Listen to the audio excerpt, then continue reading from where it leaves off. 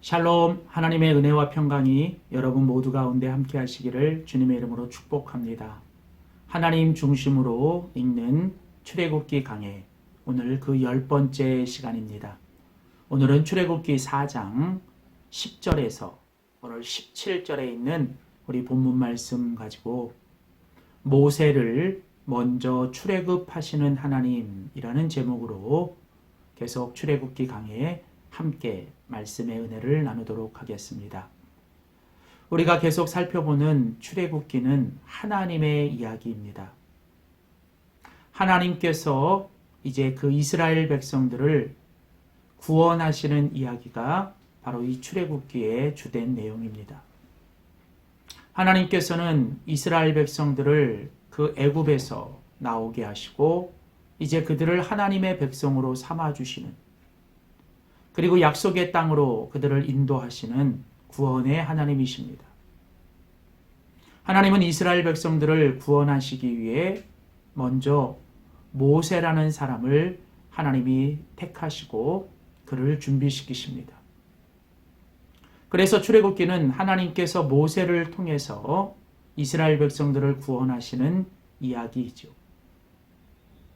하나님은 모세를 통하여 이스라엘 백성들을 구원하시는 일을 하시기 전에 먼저 하나님은 모세를 위하여 일을 하십니다.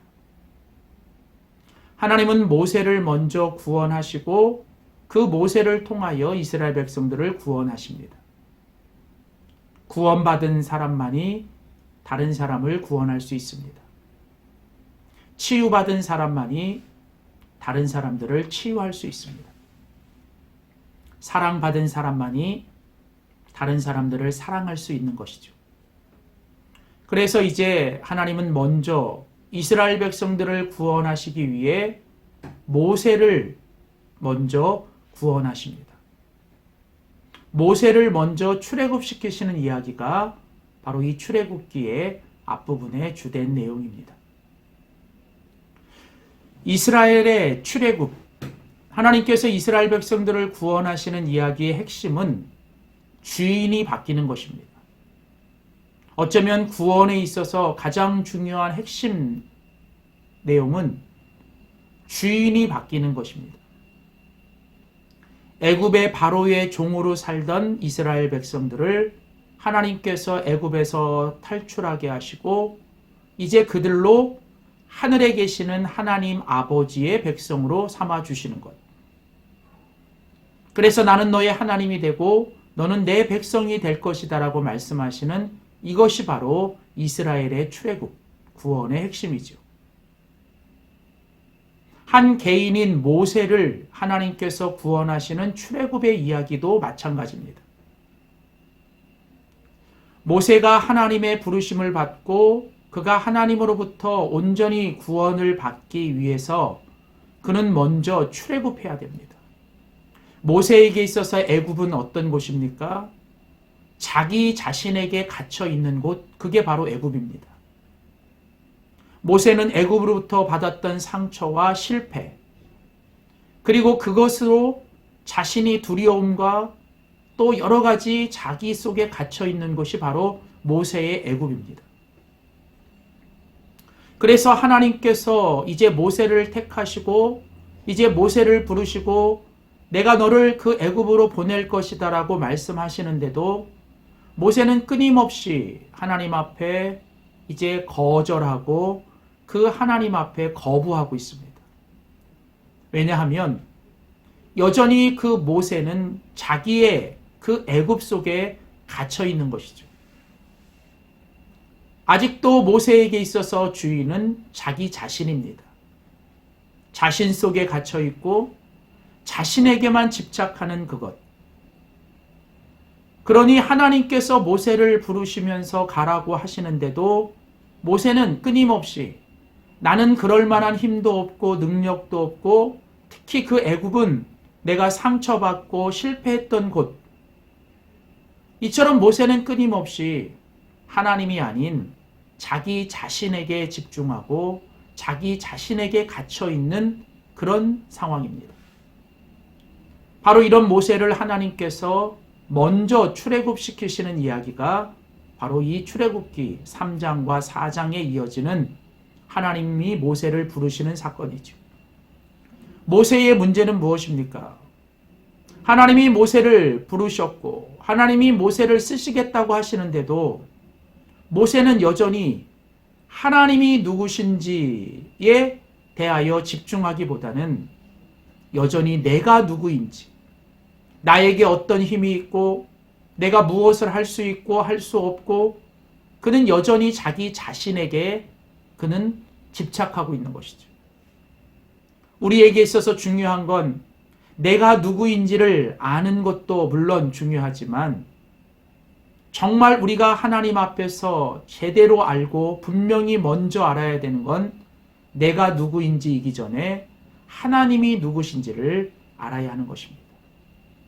그리고 이제는 내가 주인 되었던, 내 스스로가 주인 되었던, 내 속에 갇혀 있었던 이 모든 것들을 내려놓고 이제 하나님이 내 인생의 모든 것을 주관하시는 그 하나님만이 주인 되시는 것, 그게 바로 진정한 한 개인의 출애굽, 바로 진정한 구원의 핵심이죠. 자, 그래서 이제 하나님께서 이제 계속 모세를 부르시는데 모세는 끊임없이 입으로는 하나님을 주여라고 부르지만 그는 여전히 하나님보다는 자기 속에 갇혀있는 사람인 것을 오늘 본문도 우리에게 잘 이야기합니다. 먼저 오늘 같이 읽은 본문 출애굽기 4장 10절을 보시면 모세가 여호와께 이르되 오 주여 나는 본래 말을 잘 못하는 자니이다. 주께서 주의 종에게 명령하신 후에도 역시 그러하니 나는 입이 뻣뻣하고 혀가 둔한 자니이다. 자, 12절에도 보면 13절이죠. 모세가 또 이르되 오 주여 보낼 만한 자를 보내소서.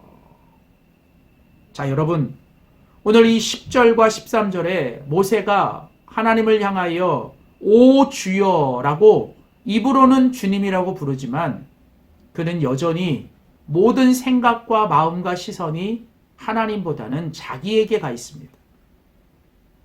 나는 본래 말을 잘 못합니다. 나는 입이 뻣뻣하고 나는 혀가 둔하여 절대로 그 일을 할 수 없습니다. 13절에 오 주여 보낼 만한 자를 보내소서. 이 말의 속뜻은 무엇입니까? 하나님, 나는 아닙니다. 나는 안 됩니다. 나는 못합니다. 오늘 이 모세의 말에는 여전히 모든 것이 자기 중심적인 것. 하나님이 주어가 아니라 여전히 자기가 주어가 되어 여전히 자기 속에 갇혀 있고 여전히 자기에게만 집착하는 모세. 자, 오늘 이런 모세를 하나님께서 이제 그를 부르시고 그를 보내시기 위해 하나님이 모세를 먼저 그 출애굽시키시는 이야기가 오늘 본문의 핵심적인 내용이죠. 이제 하나님은 모세에게 너가 누구인지가 아니라 너를 택하시고 너를 부르시고 너를 보내시는 그 하나님이 누구인지에 대해서 하나님은 모세에게 계시하시고 모세에게 계속 말씀하십니다. 모세가 스스로에게서 출애굽하고 구원받는 진정한 구원의 사람이 되기 위해서 중요한 건 내 자신이 아니라 하나님이 누구신지에 대해서 분명히 알고 확실하게 그 확신이 있어야 돼요. 자, 오늘 본문에 보면 하나님은 이제 모세에게 하나님이 누구신지에 대해서 아주 명확하게 말씀하십니다. 먼저 첫 번째로 하나님은 모세를 향하여 내가 너를 지었다라고 말씀하십니다. 내가 너의 창조주 하나님이다. 너는 피조물이고 내가 너의 창조주, 내가 너의 모든 것을 지었다라고 하나님은 말씀하시죠. 11절입니다. 여호와께서 그에게 이르시되 누가 사람의 입을 지었느냐? 누가 말 못하는 자나 말 못 듣는 자나 눈 밝은 자나 맹인이 되게 하였느냐? 나 여호와가 아니냐? 모세는 하나님 앞에서 나는 입이 둔하고 혀가 뻣뻣하고 나는 말을 못합니다. 그러자 하나님께서 모세에게 말씀하신 것은 무엇이냐면 누가 사람의 입을 지었고 누가 그 사람을 보게 하고 누가 그 사람을 이 모든 것을 지었느냐라고 질문하시면서 하나님이 대답하시는 건 나 여호와이니라. 다시 말하면 하나님이 이 세상 모든 것을 지으셨고 하나님이 창조주시라는 거예요. 하나님이 모든 걸 창조하셨고 하나님이 모든 것을 지으셨기에 이제 모든 것은 하나님이 주인이시라는 거예요. 그렇습니다. 이 세상 모든 만물의 주인은 하나님이시고 이 세상을 살아가는 모든 인생의 주인도 하나님이십니다. 하나님이 우리에게 무언가를 주셨고 내가 지금 무언가를 가지고 있고 내가 무언가를 지금 할 수 있는 것, 물론 때로는 내가 가진 것이 없고 또 무언가를 할 수 없는 것조차도 그 모든 것을 그렇게 만드시고 또 그렇게 역사하시는 건 하나님이시라는 거죠. 모세에게 하나님이 내가 너를 지었다, 내가 창조주라고 말씀하시는 이 말씀은 오늘 바로 우리를 향해서도 동일하게 주시는 말씀입니다. 내 모습 이대로, 있는 모습 이대로. 때로는 어떤 것이 내가 못마땅할 수도 있고 때로는 다른 사람들과 비교하면서 왜 나는 이런 것이 없지? 나는 왜 이렇게 못하는 걸까? 라고 생각하는 것이 있을지 몰라도 분명한 건 내 모습 이대로, 지금 이 모습 이대로 하나님이 나를 창조하셨다는 거예요. 하나님이 주인이시고 하나님의 뜻과 목적이 계셔서 우리를 이 모습 이대로 창조해 주셨다는 사실을 기억해야 돼요. 자, 그러면서 이제 두 번째로 하나님께서 이제 계속 말씀하시는 두 번째는 뭐냐면 하나님이 모세에게 하나님을 계시하시는 두 번째 내용은 내가 너를 보낸다라는 거예요. 하나님은 모세에게 내가 너를 지었다. 그리고 이제 내가 너를 보낸다라고 하나님이 말씀하십니다. 13절 보십시오. 모세가 이르되 오 주여 보낼 만한 자를 보내소서. 그러자 14절에 여호와께서 모세를 향하여 노하셨다라는 거예요. 하나님께서 지금까지 모세를 참아주셨고 인내하셨고 계속 모세를 받아주셨는데 모세가 하나님 앞에 주님 보낼 만한 사람을 보내소서라는 말 앞에 하나님은 모세를 향하여 진노하셨습니다. 하나님이 왜 무엇 때문에 진노하셨을까? 그것은 다른 것이 아니라 모세의 이 말 보낼 만한 자를 보내소서라고 하는 것은 바로 하나님의 주권에 대한 도전이에요. 택하시고 부르시고 보내시는 건 하나님의 소관입니다. 그건 절대적인 하나님의 주권이에요. 우리가 이렇게 해라 저렇게 해라.